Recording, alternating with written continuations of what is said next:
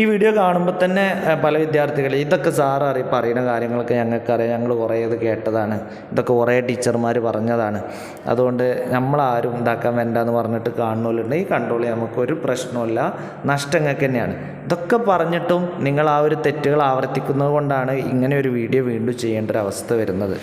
അതുകൊണ്ട് തന്നെ വിദ്യാർത്ഥികൾ ഈ ഒരു വീഡിയോ കുറച്ച് ടൈം, നിങ്ങളുടെ വിലപ്പെട്ട കുറച്ച് ടൈം റീൽസ് കാണാനോ മറ്റ് ഷോർട്സ് കാണാനൊക്കെ ചിലവഴിക്കുന്നതിൻ്റെ ഒരു ഭാഗം മാത്രം നിങ്ങൾ ഇതിന് വേണ്ടിയിട്ടൊന്ന് ചിലവഴിക്കുക, നിങ്ങളുടെ ഭാവിയിലേക്ക് വേണ്ടിയിട്ടാണ്. ഓക്കെ, നമുക്ക് വീഡിയോ തുടങ്ങാം. നമസ്കാരം. ഇത് പ്രത്യേകിച്ച് നമ്മളുടെ ഫസ്റ്റ് ഇയർ സ്റ്റുഡൻറ്റ്, കേരളത്തിലെ പല യൂണിവേഴ്സിറ്റി, കാലിക്കറ്റ് യൂണിവേഴ്സിറ്റി പോലെയുള്ള പല യൂണിവേഴ്സിറ്റികളിലെയും സ്റ്റുഡൻസ് ഇപ്പോൾ ആ ഫസ്റ്റ് ഇയറിൽ എക്സാം എഴുതാൻ പോവാണ്. അപ്പോൾ അവർ ഒന്ന് ശ്രദ്ധിക്കാൻ വേണ്ടിയിട്ടുള്ളൊരു ചെറിയ വീഡിയോ ആണ്. കൂട്ടത്തിൽ ഇതിൻ്റെ തുടർച്ചയായിട്ട് നമ്മൾ പല സബ്ജക്റ്റുകളും ഓരോ ടീച്ചേഴ്സുമായിട്ട്, പ്രശസ്തമായിട്ടുള്ള വാല്യുവേഷൻ എക്സ്പീരിയൻസ് ഉള്ള ടീച്ചേഴ്സുമായിട്ട് ഇൻ്റർവ്യൂ നടത്തിക്കൊണ്ടിരിക്കുകയാണ്. അതിൻ്റെ വീഡിയോസ് ഉടനെ തന്നെ ഉണ്ടാവും. ആ വീഡിയോസൊക്കെ മാക്സിമം കാണാൻ ശ്രമിക്കുക, ഫ്രണ്ട്സുകൾക്കൊക്കെ ഷെയർ ചെയ്യുക. അപ്പോൾ നമുക്കറിയാം, നമ്മൾ എക്സാം എഴുതുമ്പോൾ ശ്രദ്ധിക്കേണ്ട കാര്യം, നമ്മളൊരു വലിയൊരു വീഡിയോ തന്നെ ചെയ്തിട്ടുണ്ട്. വലിയത് മീൻസ് 10 മിനിറ്റിൽ ഒതുങ്ങുന്ന വീഡിയോ. അതിൻ്റെ ലിങ്ക് ഞാൻ താഴത്ത് കൊടുക്കും, അതെല്ലാവരും കാണണം. കൂട്ടത്തിൽ ഈ 1-2 കാര്യങ്ങൾ നിങ്ങൾ ശ്രദ്ധിക്കുക. നമുക്ക് നഷ്ടപ്പെട്ടു പോകുന്ന മാർക്കുകളുണ്ട് പലതായിട്ട്, അതൊന്ന് ചിന്തിക്കുക. അപ്പോൾ ഞാൻ ഉദാഹരണം പറയാം. ഇനി ഇത് ഫസ്റ്റ് ഇയേഴ്സോ സെക്കൻഡ് ഇയേഴ്സോ ആരായിക്കോട്ടെ, നമുക്ക് ശ്രദ്ധിക്കേണ്ട കുറച്ച് കാര്യങ്ങൾ, നമ്മളറിയാതെ പോകുന്ന കുറച്ച് മാർക്കുണ്ട്. ഷോർട്ട് എസ്സേ ക്വസ്റ്റ്യൻസ്, ബാക്കിയുള്ള കാര്യങ്ങളൊക്കെ നമ്മൾ ഓൾറെഡി ആ വീഡിയോസിൽ പറഞ്ഞിട്ടുണ്ട് കേട്ടോ.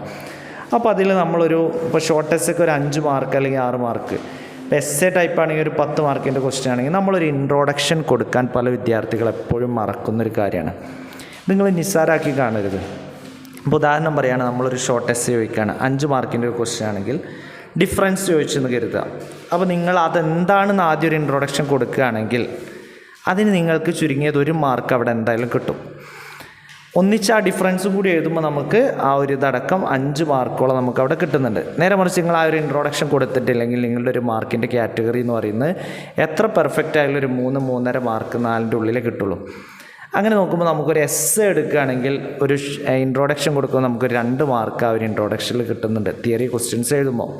അപ്പോൾ നിങ്ങളൊന്ന് ആലോചിച്ച് നോക്കൂ, ഒരു 7-8 ഷോർട്ട് എസ്സേ, അതുപോലെ തന്നെ 2 എസ്സേ ആകുമ്പോഴേക്ക് എത്ര മാർക്കിൻ്റെ ഒരു ഷോർട്ട് വരുന്നുണ്ട്? ഏകദേശം ഒരു 10-16 മാർക്ക് അവിടെ തന്നെ നമുക്കൊരു ഷോർട്ട് വരുന്നുണ്ട്. നമ്മൾ അറിയാതെ പോകുന്ന, വളരെ നന്നായി പഠിച്ചെഴുതിയ വിദ്യാർത്ഥികൾക്ക് ഈ ഒരു 10-16 മാർക്ക് നല്ലൊരു വേരിയേഷനാണ്. ആ കാര്യങ്ങൾ നമ്മൾ ശ്രദ്ധിക്കേണ്ടിയിരിക്കുന്നു. അപ്പോൾ ആ ഒരു പോയിൻ്റ് വ്യക്തമായിട്ടുണ്ട് എന്ന് കരുതുന്നു. എന്തെങ്കിലും ഡൗട്ടുണ്ടെങ്കിൽ കമൻറ്റ് കൊടുക്കാം. കൂടാതെ പലരും ചെയ്യുന്ന ഒരു മിസ്റ്റേക്കാണ്, നമുക്ക് അറിയാത്ത കുറേ തെറ്റുത്തരങ്ങൾ ആദ്യം എഴുതി വെക്കുക എന്നുള്ളത്, എപ്പോഴും ശ്രദ്ധിക്കുന്നതാണ്. അപ്പോൾ നിങ്ങൾ ചെയ്യേണ്ടത് ആദ്യം 2 മാർക്ക് ഷോർട്ട് ക്വസ്റ്റ്യൻസ് അറിയുന്നത്, പെർഫെക്റ്റായിട്ട് അറിയുന്ന ക്വസ്റ്റ്യൻസ് മാത്രം ആദ്യം എഴുതിയിട്ട്, പിന്നെ ഷോർട്ട് എസ്സേ അറിയുന്നത് എഴുതിയിട്ട്, പിന്നെ എസ്സേ അറിയുന്നത് എഴുതിയിട്ട്, പിന്നെ അറിയാത്ത ക്വസ്റ്റ്യൻസോ കുറച്ച് അറിയുന്ന ക്വസ്റ്റ്യൻസ് ആയിട്ടുള്ളതൊക്കെ പിന്നീട് ഇങ്ങനെ എഴുതാം. അതും കഴിയുന്ന ഓർഡറായിട്ട് തന്നെ എഴുതുക. വാല്യുവേഷൻ ചെയ്യുന്നവർക്ക് അതൊരു എളുപ്പമായിരിക്കും. നിങ്ങൾ അറിയാത്ത ആദ്യം എഴുതിയെന്ന് വെക്കുക. നിങ്ങൾ ഈ വീഡിയോ കാണുമ്പോൾ നിങ്ങൾ ആദ്യം കരുതുന്നത് നമുക്ക് സിമ്പിളാണ് അല്ലേ, ഇതൊക്കെ സാറ് പറഞ്ഞതിൻ്റെ ആവശ്യമില്ല, ഞങ്ങൾ എഴുതിക്കോളും. ഒന്നിൻ്റെയും കാണാറില്ല. അതുകൊണ്ടാണ് ഈ പറയുന്നത്.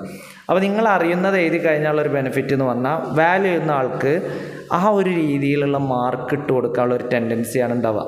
നേരെ മറിച്ച് നിങ്ങൾ അറിയാത്ത കാര്യങ്ങൾ ആദ്യം എഴുതി കഴിഞ്ഞാൽ നിങ്ങൾ ഏകദേശം ആ വാല്യൂ ചെയ്യുന്ന ആളൊന്ന് അളന്നു, ഈ സെക്കൻഡ് അല്ലെങ്കിൽ ഈ ഒരു കുട്ടിക്ക് ഇത് അറിയില്ലല്ലോ, അപ്പോൾ ബാക്കിയുള്ളതൊക്കെ ആ രീതിയിലാണ്. അതോ ഒരു സൈക്കോളജിക്കലായിട്ടുള്ളൊരു കൺസെപ്റ്റാണ്, അത് നമുക്ക് ആരും കുറ്റം പറയാൻ പറ്റില്ല.